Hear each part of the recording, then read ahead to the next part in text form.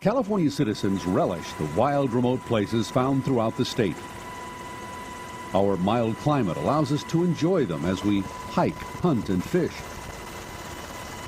Unfortunately, these same remote places make illegal marijuana cultivation possible on a grand scale.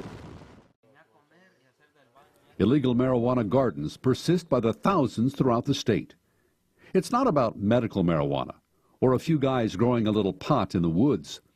It's about international drug trafficking organizations making billions in profits and using marijuana growers who pollute the land, destroy wildlife, destroy habitat,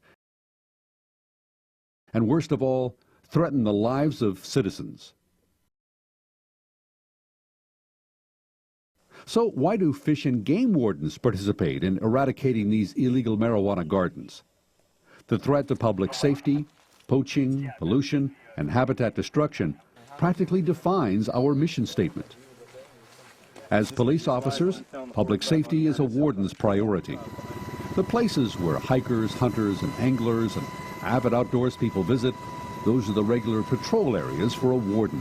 When illegal gardens are found, the wardens work with other law enforcement agencies to take them out. Sometimes officers sneak in to apprehend the growers. Other times they work with other agencies, moving in with overwhelming force.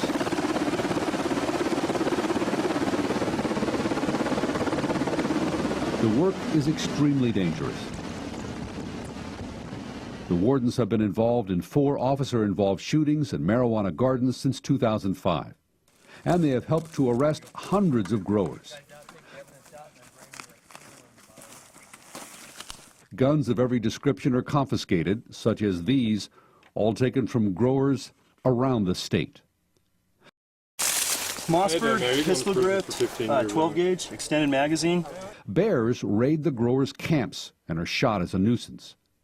It's a front left bear paw. It's been cut at the wrist. It's found in the cultivation site. Deer eat the marijuana, and as a result, hundreds of deer are killed. This is a carcass of a deer, and we generally do find wildlife carcasses at sites like these. Some animals are snared, some are poached. Approximately 1 pound of fertilizer is used per 10 marijuana plants in the growing season. A 50,000 plant garden uses about 5,000 pounds or more of fertilizer.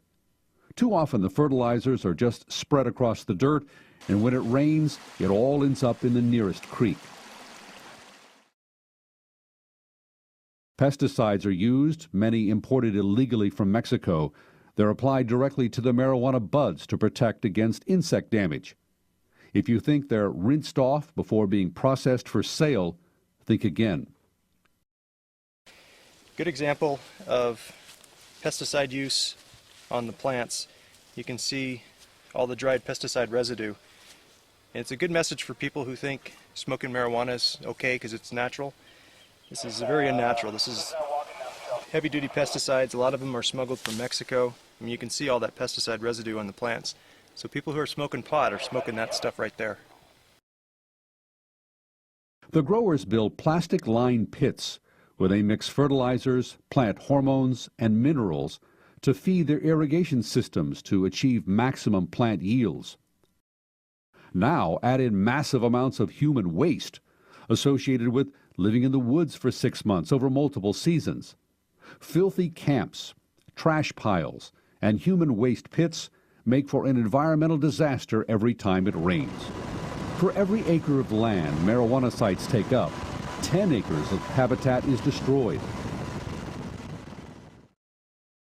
The efficiency of these gravity irrigation systems would be impressive if they did not have such a harsh consequence for the surrounding wildlife.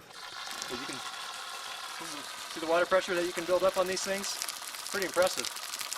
Trees are also cut down by the hundreds to make way for the gardens.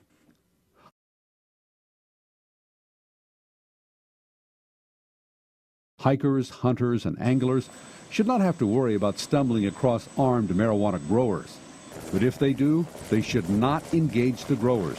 They should immediately retreat, take note of landmarks, get GPS coordinates if possible, and call 911. can. Most growers that the wardens come across in these marijuana gardens have been armed and they're willing to kill to protect their crop. All this in a state where citizens relish California's remote wild places.